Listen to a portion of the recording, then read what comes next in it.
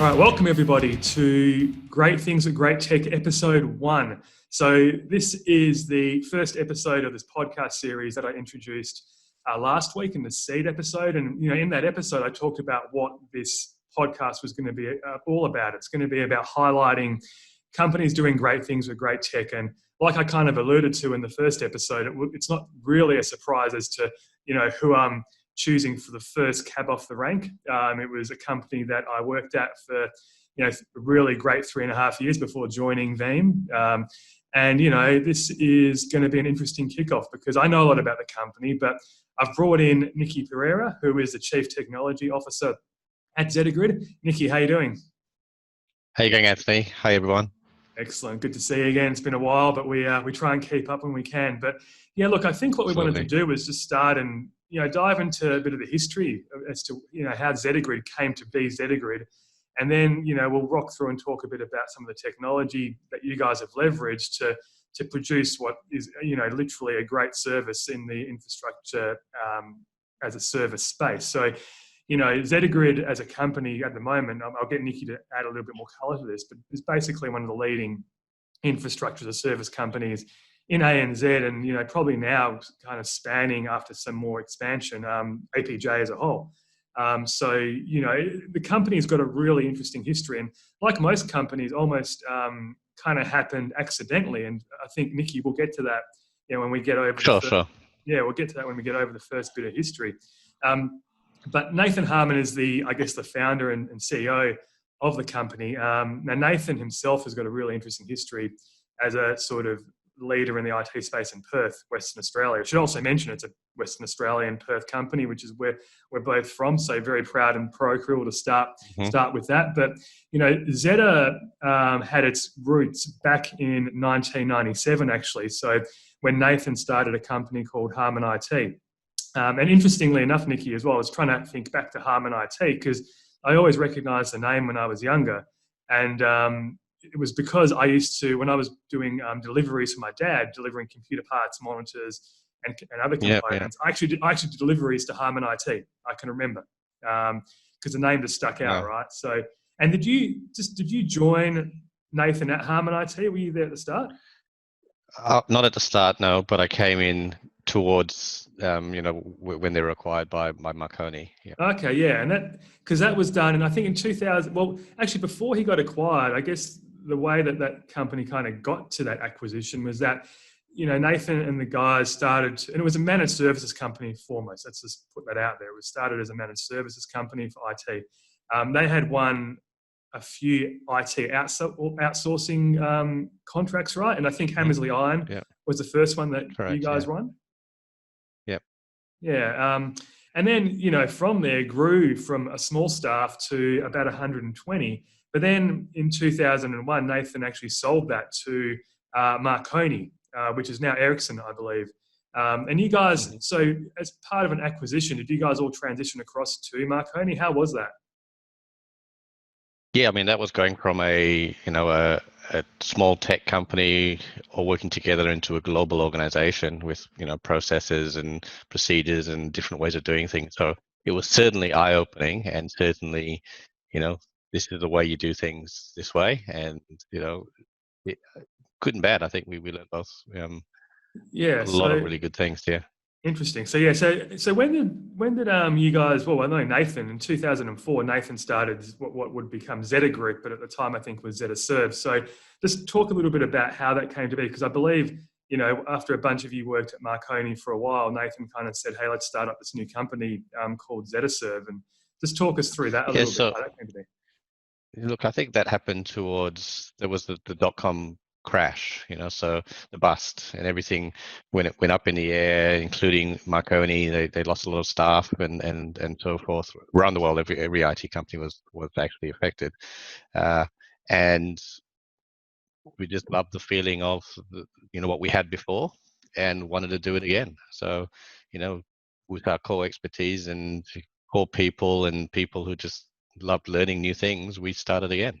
Yeah, so yourself and my old direct boss, Nicholas Power, as well, who's the Chief Operating Officer of Zettagrid today, he was part of that group as well, didn't he? So he came along and basically was there almost from the start. So you guys have been together for a Yeah. while. That's awesome. It's a great family story, I think, in terms of the harmony of the company and the people. But so in 2004, Zetaserve started, and from my understanding of Zetaserve at the time, again, much like Harman IT initially, was just really big in the managed services space and did a lot of desktop as a service.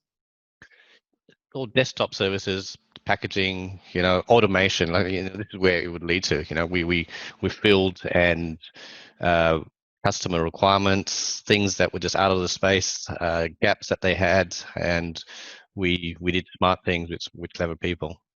Yeah, you mentioned automation, and I guess this is where the Zettagrid story kind of starts, right? Because now in that automation, you guys hired a bunch of, I believe they were .NET developers, or basically Windows developers, to help automate the distribution and packaging of applications and desktops as well. Is that correct? Yeah, well, more or less, yeah. I mean, there were application packages at the time, and they would have to use, at the time it was the default next. Yep. But as we saw in application, everything's different, everything's customized, and different companies have different requirements. You had to do scripting, and this is where it started off with VB scripting, and then progressed further into .NET and VB. Yeah, so it started with VB, right? Okay, so real basics. Yeah. Yeah, that makes sense now. And that in itself, to be fair, that's a great example of what we're talking about here in terms of you leveraging a tech platform to do more and offer services, right? But I think where the story comes to the head is, around about, I'm going to say from memory, 2008, 2009, probably the idea for Zettagrid came about. But do you want to just talk us through how Zettagrid, came and kind of was born out of that sort of space, and when you guys actually started? Yeah, I mean, it's interesting, right? So we're a services company doing projects, managed services, and then at the time we bought an ISP called Highway One, and people in the industry are asking, well, what are you, a service company? What's an ISP got to do with it? And we really just love tech. We wanted to understand, play with hosting, deliver different types of services in different types of way. We had a company which we acquired and automated called Mbox, which was fax. Email to fax. So we had some understanding of, That's crazy in itself, isn't it? No, it's the other way around. It was fax to email. Yeah. Fax to email, yeah. But that was a cloud service back then, and it wasn't really called cloud service. Cloud didn't exist. So we had some understanding of how things worked. We had a network, we had automation, and they all sort of melded together, and we thought, all right, this cloud thing started to develop. Let's put them all together, and Zettagrid was born. So Zettagrid was born initially, and we'll touch on the tech themes later on, and the platform and partner and vendor themes. But I think Zettagrid was born initially with leveraging VMware technology and what was vCenter at the time, and then probably the early versions of vCenter were interesting, but still able to be leveraged by a managed services company to offer infrastructure as a service. But I know this answer because obviously I was around at the time, but the real game changer for you guys was definitely vCloud Director, wasn't it? Absolutely. And I think we made a decision on these guidelines, and it had to be multi-tenanted. It had to have an API, and it had to have a billing model to suit that type of a cloud type of growth. Yeah, and it was funny at the time. As a side note, I remember because I wasn't working for Zettagrid at the time. I was working for a competitor, and it was funny because I remember being approached by VMware before the VMware Cloud Provider Program even started, and they handed us this piece of software called vCloud Director as a beta, and they said, if you guys can get this working, it's going to lead to great things. So I remember very vividly and I knew that you guys were the other ones who were in this race, to become the first vCloud Director powered provider in ANZ. And from memory, I remember reading the CRN article where you guys basically beat us by a couple of weeks. I think that was one. I mean, there were other companies out there that were on the betas. They were making quite a bit of noise out there, and I think one of the things I wanted to do, I said I wanted to be the first out there. Let's do whatever we need to do to get out there and just get that, because as a smaller company, that type of publicity is great publicity for us. So, we wanted to be out there and look at what we're doing, guys. We're doing some great things. Yeah, and we'll get into it a little bit later on, but when you're talking about a platform like vCloud Director, which literally is almost the embodiment of what this show's about, just allowing you guys to leverage the skill set that you had developed internally, get a platform, see the potential, fill a space, and then leverage that platform to grow a business. It's quite amazing, isn't it? Yep, and then you earlier you said that's luck, but luck is a combination of all those things you said. It's like being prepared, having those skills, those expertise, those companies available, and then it happens, and people from the outside goes, "Wow, you got lucky," but effectively we're ready. We had all the luck's relative, right? Luck is relative in a lot of ways, and it can be. It wasn't a derogatory term at all. No, I don't know that. I think, but I think in some respects, all these things align, and that in itself is just the planets doing what they're doing to help that. But you need people, you need drive, you need a vision, which obviously Nathan and you guys had, and then you also need the technology to be able to carry that vision. So that's interesting. So 10, basically now 2010 started with a couple of zones or locations started in Perth, grew the zones to Melbourne and Sydney by the time I had joined in 2013, and now, where are you? I believe you've grown quite a bit more since I've left. Yeah, so we then moved into Indonesia. So that was, we've got 2 zones in Indonesia. And then we then expanded very rapidly and quickly into Singapore, Brisbane, and Adelaide.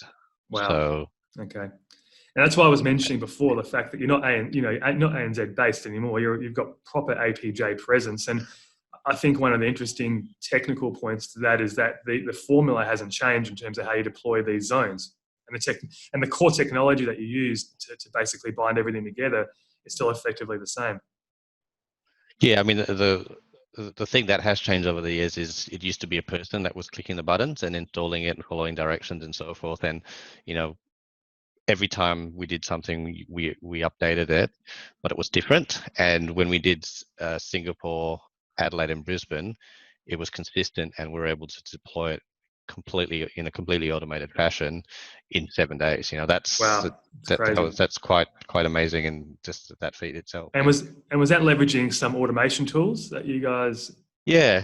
So we use Ansible, we use Packer, all the tools that you would see on a modern infrastructure as a code services, Amazon and so forth. Okay, so let's pivot a little bit and talk about some of the core innovations and services that you guys brought to market, and what made that different to other competitors out there, because obviously there was a lot of guys trying to do the same thing at the time. But what core innovations and services would you say stood you out from the rest? Well, I think what we tried to do was, we tried to make things simple, and to our vision was to simplify a complex world, and that's a very motherhood type statement, but we tried to be true to that. So what we did is, well, to be simple, we wanted to use the vCloud Director multi-tenancy portal, and 2 things we did is we created a UI and interface. We thought, well, to do that, you need to make it nice and easy for someone to provision and build a service. That's your own web interface, right? So even though you have vCloud Director, which has its own interface, you still decided to make a call to create your own interface. Because with every great technology, there's gaps, right? And the gap was, if somebody wants to deploy vCloud Director and there wasn't a way of going from A to B and provisioning it and billing it, how are they going to do it? So we thought the easiest way would be to automate that. Somebody goes onto a website and is able to say, well, this is the resources I want, and hit go. Now that bit didn't exist in vCloud Director at the time. But being a small group of people working on this, we couldn't afford, if you're trying to scale and to run all these zones, we couldn't afford to have people clicking and setting it up each time. And we wanted that to be consistent as well, because then you wouldn't have problems in terms of support. So on that, so how many employees did Zettagrid have to start, and where is that now? So we had 3 to start. 3. It was three to start off with. So it was somebody from the application team, Matt Quinn, somebody from the projects server team, Doug Yep. Youth, and myself. There you go. And Crazy. then we brought on a salesperson to then, well, obviously we got great tech, we need to sell it, right? So Yeah. so how do we do that? So that grew up, and now we've got, let's say, about 30 people Okay. in Zettagrid, and that still seems like a small number, but I guess it's about scale and efficiency, and we're always trying to make that number even better. So if Yeah. it's one to 1,000 machines, we want to make it 1 to 2,000 machines, and that's where I believe innovation comes up. You've got to put Yeah, and I boundaries, guess what things you've into done is place. you've leveraged the platform to be able to allow you guys to scale out without having to increase, the actual back end operations as well, which Yeah, is all part of it, which is something that a multi-tenant platform should allow you to do. I guess from a procurement, like that console that you built, that to me is the gold, because that's the thing that ties everything together. Like, you guys just don't do VMware vCloud Director, and that's your virtualization platform, but you've also obviously leveraged other technologies to supplement yeah, that. And can and you I want to talk talk talk about us through that. all the other ones? And believe me, Yeah, talk yeah, about yeah. all of them. We're agnostic here. Yeah, yeah. Well, I'll talk about one specific one because it was a good story, and then maybe it led on to other things at this particular company, which you might know very well. Yeah, So, we had virtual machines, and you think, well, what do we need to do with these virtual machines? We've got to back it up. So we talked to a company called Veeam at the time, and why we liked Veeam is because they had an API. It was developing at the time, and they had a good billing model. So it was, if a customer buys something, we pay for a license, and that's where we need to be. We can't yeah, take risk of buying all heap of hardware and so forth. So that was the first start, and at the time, Veeam's target market was into the enterprise single tenant type instances, and we just thought, oh, actually, if this got these APIs, there's a potential of building something multi-tenant in this. So we went away after Veeam was like, oh, I'm not sure you can do it in our current existing model. We went away and went, I think we can, and we used Portal to effectively be the multi-tenancy, and in the back right. end we still Yeah. delivered single tenant stuff in the back end. So we kept true to the software, but the portal was what we did it in the first Yeah, place.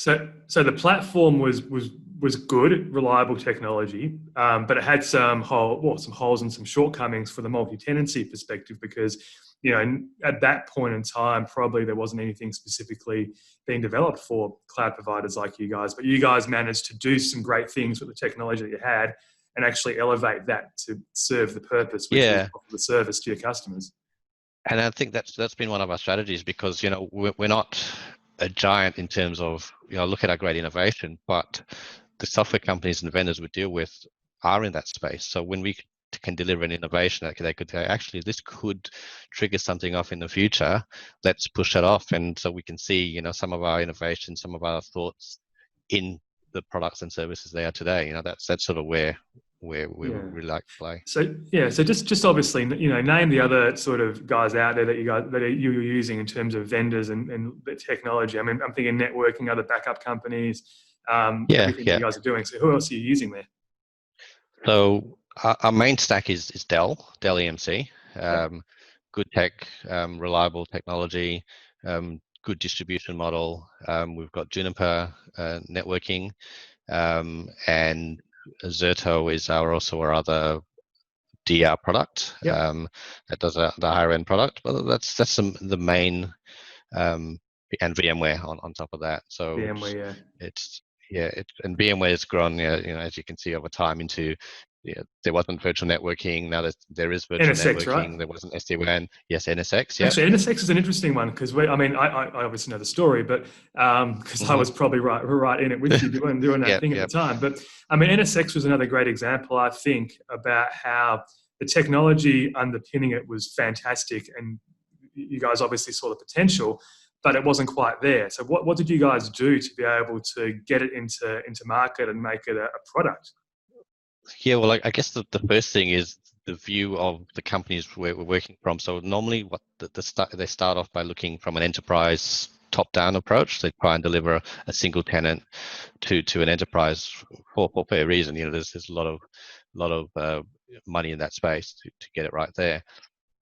The way we looked at it was, well, how do we offer this as a value service to all our virtual data center customers? Yep. And we had to package it up and say, well, let's start off with it. It had a plethora of features, right? So let's just start off with the most basic feature, which was an edge device. Yeah, edge so gateway. We had an edge gateway, and we had other edges in there. And again, because they were managed and you had to configure them and do things to them over time, it became hard to manage.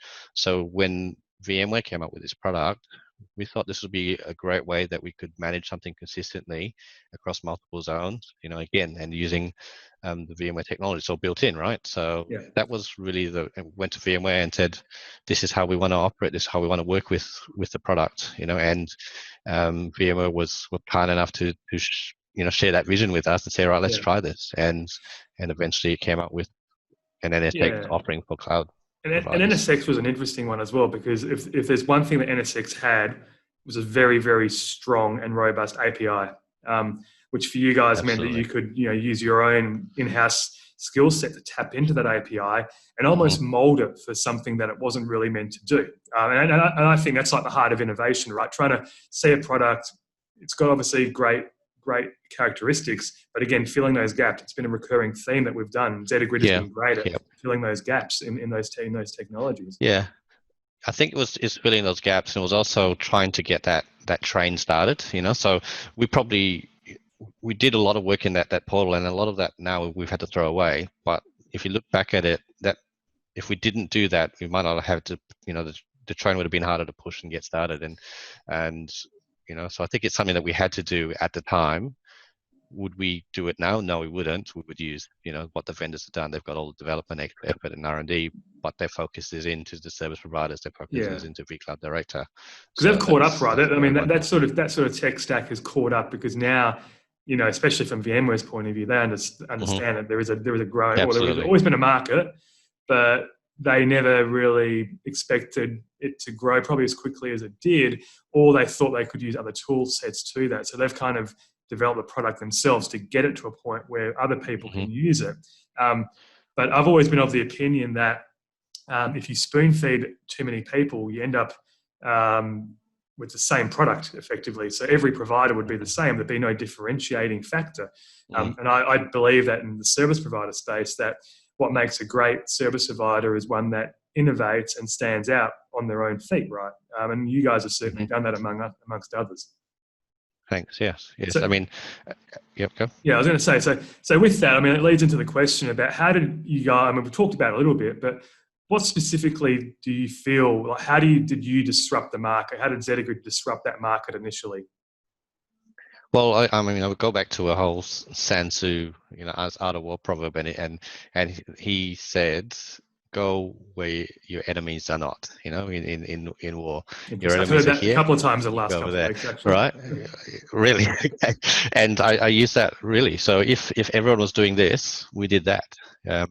So in that instance, it was, well, people were deploying things manually. Well, let's do it, through automation. People were building things incrementally. Let's do things as a single plan offering per month. People were doing things not with APIs. Well, let's do things with APIs. So it's just doing things opposite, and that, as I said, that leads to innovation. Well, how are people doing things? If people are doing things over and over again, you're not going to get innovation, because people know what the next step is. But there's no point in innovating something that people don't want either. So you have to identify the gaps, and I think we've been good at identifying the gaps and working with great tech to identify gaps and join those tech together with what you would call it nowadays. You would call it integrations. Yep, interesting. And so once you guys start to innovate, once you start to disrupt, and once you start to become popular and successful in the market, I think the challenge then becomes for technology companies, how do you continually innovate? So how have you guys chosen to internally disrupt yourselves to continue innovation? What's pushing you guys now, 10 years later, to continue innovating? Well, I mean, it's a difficult one really, because you actually have to keep, if you keep doing the same thing over and over again, you're not going to get any results, right? It's just going to be the same as you had previously. So continually looking at where our products are, how can we, as I said, how do we grow larger? How do we scale? How do we get more products in that space? For example, in that backup space, lots of different products are there, and we realize that customers want to have a journey through that, and we can't say use this product because a customer might be in different stages of that. So let's find different products that will fit that journey for a customer, make things easy, the whole simplify the customer's experience, make it simple and understanding for a customer to understand billing, easy to use tools for automation. That sort of, you'll always find gaps, and it's just a question of how many gaps do you find and whether that's cost effective to work on. And so we will continually talk to our customers, get feedback from the customers, and sometimes you still make some guesses. You can't just sort of say this is what the general market is saying and this is what Gartner's saying, because they normally say it after it's been established, right? So you got to make some calls to say we think DR is going to be a great product. When we looked at Zerto and Veeam, they were back in the infancy and they weren't at the tier they are now. So that was a call that we said we think that's where the market is going. They're going to want to do these things, and now we're seeing this is where the market is going. The question is, were we too early in saying that? So the timing was be ahead of the 5 curve. years to get to that space. Yeah. So you got to sort of look at that, and that's sort of something we learned in our things. To say, well, there's this point of MVP. Let's get something, put it in there, let it simmer to a point of, okay, this looks like it's a good product. Now let's expand on that. Versus spending all your time on that product and getting it to a point where you spent money and effort, and it does get to there eventually. But is it worth it? Yeah, so a lot of I guess R&D efforts still going on behind the scenes, searching for that next great technology partner, right? Yeah, absolutely. And the interesting thing, what we're seeing is there's that, you've heard it, the pendulum of decentralized and centralized. We've seen it with the hyperscalers in the cloud. We've seen it with client servers, and now it's coming back with people are running servers based on latency, based on conditions in the economy, based on things needing to be local. More than ever, things are needing to be local for the reasons of transport. We can't all get on a plane and hop to somewhere else. We've got to run things locally and so forth. And we've seen things like cryptocurrency and in the decentralized market. So we're seeing those changes, and we're seeing a lot of them now starting to come together. So VMware have looked at serverless computing. We're looking at SD-WAN. We've got the apps catalog coming with VMware as well. So it's all the ideas are getting centralized to a degree, or the vision is being consolidated, and we're now trying to, well, how does that mean to get from A to B? Cool. So leading on with that, so what makes a great technology partner from your perspective? Well, I mean, it's somebody that meets with those three criteria. They're multi-tenancy. They can understand where it's going. They can understand from a service provider model, and I think that's really important, because service provider is the place, I believe, where everything is coming from, and we're really going to be pushing the business. They have an API understanding, so people can extend the functionality. So vendors would have basic functionality, and customization would happen based on different customer sets and different markets that you may be in, and so you can customize that to your liking. And the billing model, that means the risk appetite of the vendor is aligned with us. So when we bill a customer, you get paid. So therefore, we're both in line to say, all right, well, how do you bill more customers? Let's build it together, versus you buy a piece of hardware and good luck, guys, we'll do some funding for you, and hopefully you can sell something to cover your hardware costs. That's all. So you're saying that so partnerships and engagement from the vendor or the partner is important as well, isn't it? Absolutely, yeah. And because we're not a multi-global marketing organization, we would lean on the partner to help us as well. To say, well, you've got the expertise in the market, you understand the trends, and you're getting all this data. What does it mean for us? So we really make decisions on data. What happens here, where things are going, what can we do with what we're given to change. Okay. And starting to wrap up, but the final question I want to ask you is, what makes Zettagrid stand out from the competition? What's the thing that sets them above? Yeah, I mean, I think we like to simplify the customer experience, and that's something we believe in, and we want people to come in and have a look and try it. We believe that we make the billing understandable, and it's a fixed price. We have the automation. It's fast go to market. We're focused on the channel, so the channel does the end users managed services. We're supporting them. They maintain the customer relationships. They get margins based on that.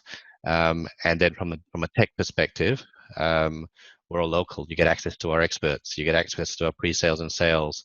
You get access to our escalation guys who are all here to help you for your particular problem. And to take into edge computing, networking pedigree, MPLS, single throat to choke. That space. So there's lots of things in there, and if you say what's the value prop, it's going to be what is your requirement and where do these things fit into it. But these things we truly believe, and I think we're proofs in the pudding. Try our systems, look at it, and see does it fill the gaps that you have. Yeah.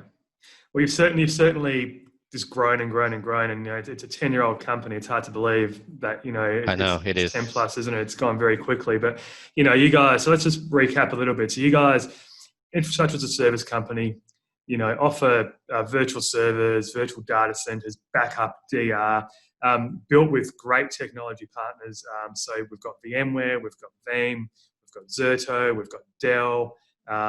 Who else am I missing? Juniper from the networking perspective. Yeah. Yep. So, I mean, you've kind of partnered with some of the bigger names out there, and basically, I think that's a great way to lessen the risk as well in terms of understanding that these vendors offer the great technology platforms that you guys have got the skill set to build off, and I guess that's where you guys are where you are. So it's a credit to you guys, and Zettagrid's a great example of a company that, for me, does great things with great technology. It's kind of almost the genesis for this whole podcast, right? And it's why I wanted to start out with you guys, because I realized that when I was doing work within the company is that we can't do this without these other vendors. It's just impossible. And we were never going to be the guys that were going to create those ground platforms, not those core innovators out of Silicon Valley or wherever it might be, right? I mean, that's their job. That's to create the platform. And then there's a whole group of companies, which we're going to go into as this podcast sort of gets legs and gets more episodes. We'll unearth a lot of these companies like Zettagrid that are just doing great things with great tech. So, thanks, Nicki, for spending the time to talk about Zettagrid and what the company is all about and how you've leveraged the technology. There'll be some show notes. The show notes will have a link to Zettagrid. It'll have a link to some of the services and technology that you guys leverage, and just some general information about Zettagrid in there. My name's Anthony Spiteri, and that is episode 1 done for Great Things with Great Tech. Thanks, Nicki.